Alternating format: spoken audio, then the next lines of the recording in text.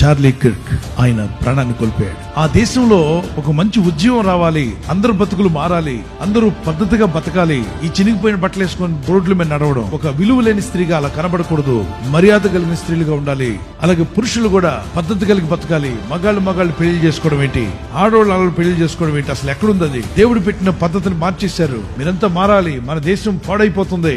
పౌరుషం కలిగినటువంటి ఒక ఎవాంజలిస్ట్, అతన్ని చాలా మంది భయపెట్టారు. నేను చంపుతామన్నారు. దేనికి భయపడదు, ఏదో ఒకరోజు చావు వస్తుంది. చావుకు భయపడే రకం కాదు, సింహంగానే ప్రసంగాలు చేశాడు. అన్ని వేల మందిలో దేవుని మాటలు చెప్తూనే ఉన్నాడు. ఒకవైపున దేశం కొరకు పోరాడుతున్నాడు, మరొక వైపున దేవుని సత్యం కొరకు పోరాడుతున్నాడు. ముష్కరులు గురిపెట్టి అతని మీద తూటాలు గన్ షాట్ చేశారు. అక్కడికక్కడే మరణించాడు. కానీ అతను మాట్లాడిన మాటలు ఇప్పుడు ప్రపంచాంతా రీచ్ అయిపోతున్నాయి. ప్రతి ఒక్కరు అవి చూస్తున్నారు. Some people think that Charlie Kirk is gone. No, he is there in every heart. కొంతమంది అనుకుంటారు చార్లీ కిర్క్ అనే వ్యక్తి ఇక లేడి వెళ్ళిపోయాడు అనుకుంటారు. లేదు, ప్రతి ఒక్క హృదయంలో కూడా ఆయన ఉంటాడు.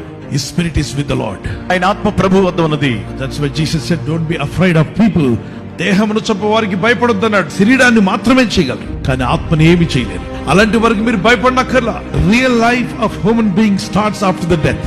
మానవుని నిజ జీవితము మరణము తర్వాత ప్రారంభమవుతుంది. So if anybody kills someone, they will face judgment of God. The wrath of God will come upon them. But the person who was killed because of his faith, his spirit reached the paradise and being with the Lord. ఒకవేళ ఎవరైనా విశ్వాసమును బట్టి ఒక వ్యక్తిని చంపినట్లయితే చంపినటువంటి వ్యక్తి పైన దేవుని ఉగ్రత, కోపము, శిక్ష వస్తుంది. చంపబడినటువంటి వ్యక్తి తన యొక్క ఆత్మ దేవుని సన్నిధికి, దేవుని రాజ్యానికి చేరుతుంది. క్రైస్తవుడికి మరణం అంటే భయం లేదు, పెరిగి పందులు కాదు. Jesus was crucified on the cross. యేసు ప్రభువు సిలువ వేయబడ్డారు. He brought deliverance to mankind. మానవాళికి విడుదల తీసుకొచ్చారు. Forgiveness to mankind. మానవాళికి క్షమాపణ ఇచ్చారు. And his disciples, ఆయన శిష్యులు, they died for truth. వారు సత్యము కొరకు ప్రాణం పెట్టారు. Killed for truth. సత్యము కొరకు వారు చంపబడ్డారు. But God is watching. అయితే దేవుడు గమనిస్తున్నాడు. Nobody can escape God's judgment. దేవుడు చూస్తున్నాడు. దేవుని తీర్పు నుండి ఎవ్వరూ తప్పించుకోలేరు. Every killer has to face the judgment. ప్రతి హంతకుడు చంపిన ప్రతి ఒక్కరు కూడా తీర్పులో నిలబడాలి.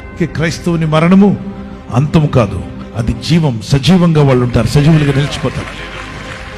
Let's pray for Charlie Kirk family. Lord God Almighty, సర్వశక్తిమంతుడైన ప్రభువా, Lord, comfort Charlie Kirk wife, his parents, his children, and everyone belongs to his family. ప్రభువా, చార్లీ కిర్క్ గారి యొక్క సతీమణి గారిని, వారి బిడ్డలను, వారి తల్లిదండ్రులను, వారి కుటుంబ సభ్యులందరినీ ఆదరించి ధైర్యపరచండి. Give them strength, వారికి శక్తిని దయచేయండి. carry forward the mission.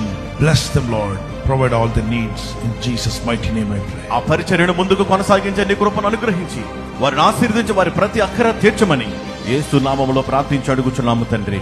Amen. Amen.